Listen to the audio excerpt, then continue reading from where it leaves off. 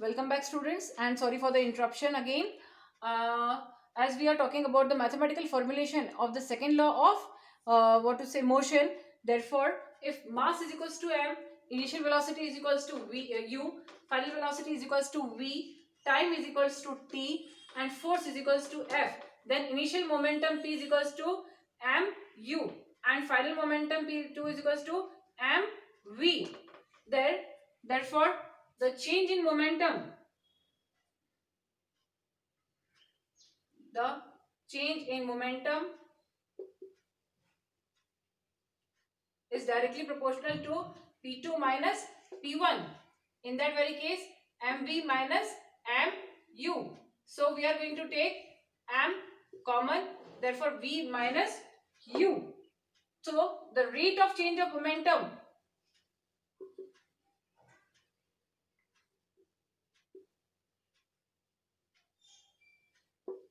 is equals to M V minus U upon T. Clear? Or the applied force F is directly proportional to M V minus U upon T, or we can say that F is equals to K M V minus U upon T. Since V minus U upon T is equals to acceleration, so we can say over here that F is equals to K M A.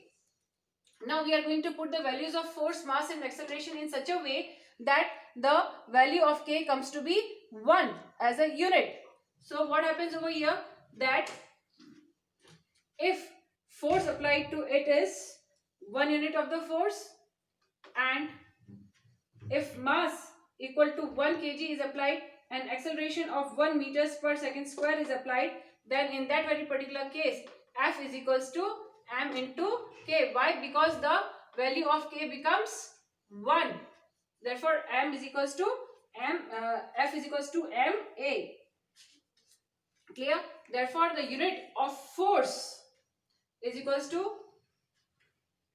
unit of force is kg meters per second square, or we can call it Newton. It is kg meters per second square, or we may call it Newton. Clear? And it is Newton, it is denoted by capital N. Clear? The word Newton is denoted by capital N. So now further talking about second law of motion.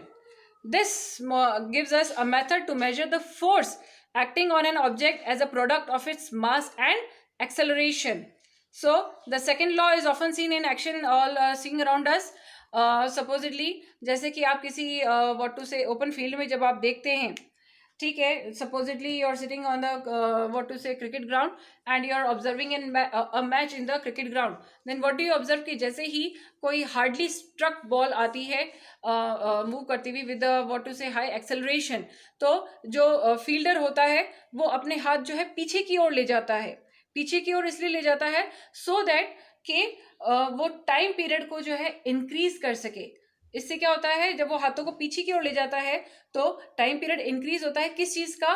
Ball का, ताकि उसकी जो velocity है या उसका जो acceleration है it में decrease and drop up to 0. Clear? And जैसे ही वो ड्रॉप अप टू 0 होता है and the fielder finally catches up the ball. Clear? अगर इस कंडीशन में ना कैच किया जाए और वो बॉलर उसको स्ट्रेट अवे कैच करने की कोशिश करता है तो एक्सेलरेशन जो है एकदम से इंस्टेंटली ड्रॉप आउट हो जाता है टू 0. क्लियर?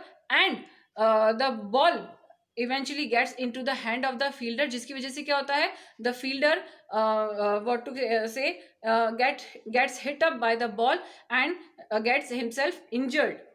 ठीक? So this is the application of increasing the rate of the time. Clear?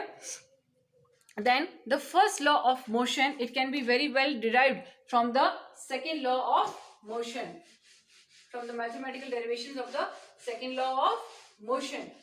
How? जैसे कि हमें मिल चुका है F is equals to ma according to the second law. F is equals to ma, or we can say F is equals to m v minus u upon t. तो हम ये कह सकते हैं कि F into t is equals to m v minus m u. ठीक है, अगर f की वैल्यू 0 है, ठीक, and v is equals to u है, in that very particular case this means that the object will continue to move until and unless the velocity of that particular object remains constant. ठीक है, यानी वो जो object है वो एक uniform velocity के साथ ही चलता रहता है. Getting my words? If u is equals to 0 then v जो है that is also going to be equal to 0. So from this what to say second law of motion, we can easily derive the first law of motion. So in this video we have completed up the what to say second law of motion, the mathematical derivation of the second law of motion. Now in our upcoming videos we are just going to deal up with the third law of motions and the numericals that are given in your NCERT books. Till then, thank you.